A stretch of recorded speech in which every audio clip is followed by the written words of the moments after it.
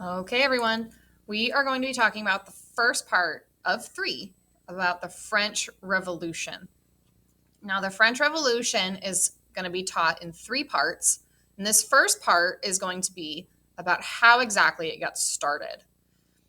Now, the whole French Revolution lasted from 1789 to 1799. And it took place in France, which, with the world map, was somewhere around here. Okay. Go, that should be better now. Now, France was kind of eyeballing what the 13 colonies were doing in the United States over here. And they saw that the United States in 1776 declared independence. And they were starting to think, oh, well, I guess I could go for some of that independence. Okay. And their situation wasn't great. So for France, there were two big issues. And the first issue was that King Louis, who was the king at the time, King Louis, and his wife, who has a fairly long name, it's Marie Antoinette.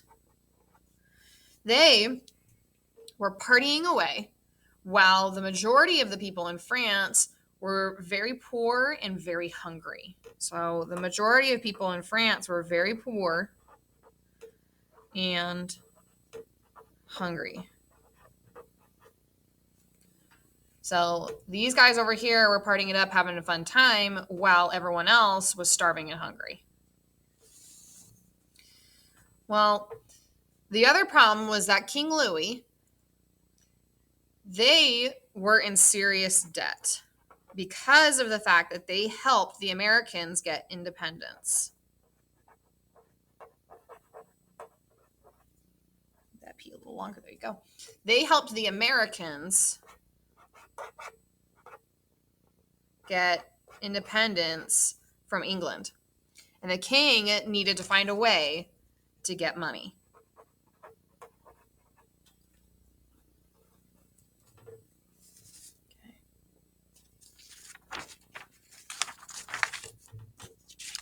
So, in order to pay off France's debt, the king called for what was called the Estates General to meet to decide on what to do. Now, the Estates General was a bunch of representatives from each of the three estates in France. Now, when I say estates, I'm not talking about actual states. I'm talking about groups of people. Okay, so the first estate was the 1% of society. This was called the first estate. And these were all of your clergy. So these were all of your religious figures. Okay, so you had a little halo there. Okay.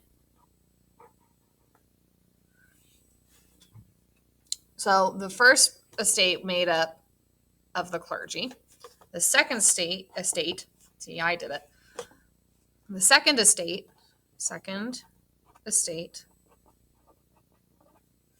was made up of nobility. So this was your very rich people and your other leaders like the king, the queen, all of that. Okay.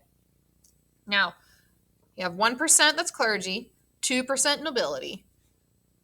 The rest, the other 97% of people, made up the third estate. And this was everyone else. Okay? These were your farmers, your lawyers, your teachers, your doctors. Everyone else that's not them was here. Okay? Now, what they decided to do at the Estates General, which was a bunch of representatives from each of these estates, They voted to make the third estate, the largest estate, pay more taxes to get rid of the debt. Now you might be thinking, why would the third estate vote for that? Why would they vote to tax themselves? They didn't.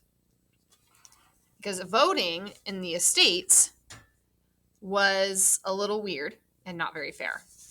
Now you'll notice the clergy is the smallest. They only make up 1% of all of society. Second estate makes up 2%, and the third estate makes up the rest. Okay, and they're the biggest. Well, in the Estates General, the first estate, they got 1 vote altogether. The second estate also got 1 vote altogether. And the third estate got 1 vote altogether. So if the first and the second estate voted together, they would always beat the third estate. And the third estate would never have its opinion heard, even though it was the biggest of the 3. So the first estate and the second estate basically took complete control over the third estate. And the third estate, rightfully so, was like, wait, we all get the same vote? That's not right. That's not fair. Okay? So voting in the Estates General was not fair at all. Well, they decided at this point to take action about that. The third estate met together in June of 1789 to declare themselves the National Assembly.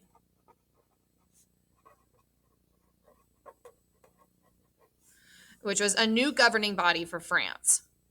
They took what was called the Tennis Court Oath, promising that they would continue to meet until a new constitution was made. Okay? And the reason why it was called the Tennis Court Oath was because they literally took this oath, this promise to one another in an indoor tennis court. So they actually literally went to a tennis court and made a promise with each other. And the reason why was because the king locked them out of their original meeting spot to get them to give up. The king did not want this to happen because that meant he lost power. Okay? Well, a little after that, about a month later, things start to get a little crazy. And at the storming of the Bastille, which was July 14th, 1789, about a month later, an angry crowd stormed the city's prison called the Bastille to find weapons to defend themselves because they wanted to start revolting, and they were worried that after the Tennis Court Oath, that the king and the first 2 estates would start coming after them. So they tried to go find weapons inside this prison, like guns, ammunition, all of that stuff.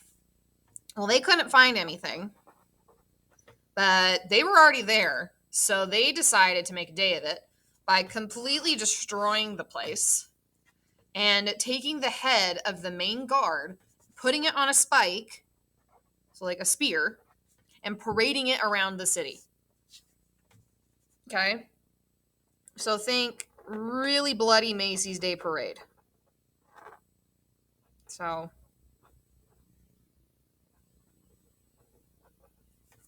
not a good look. Okay? So this is when the French Revolution starts to get a little violent. They ripped the head off of the main guard and put it on a spike. Yeah, pretty gory. Well, shortly after that, in August of 1789, another month goes by, and the National Assembly took over the government after the Bastille. So the National Assembly is now the government, and they wrote what was called the Declaration of the Rights of man and of the citizen.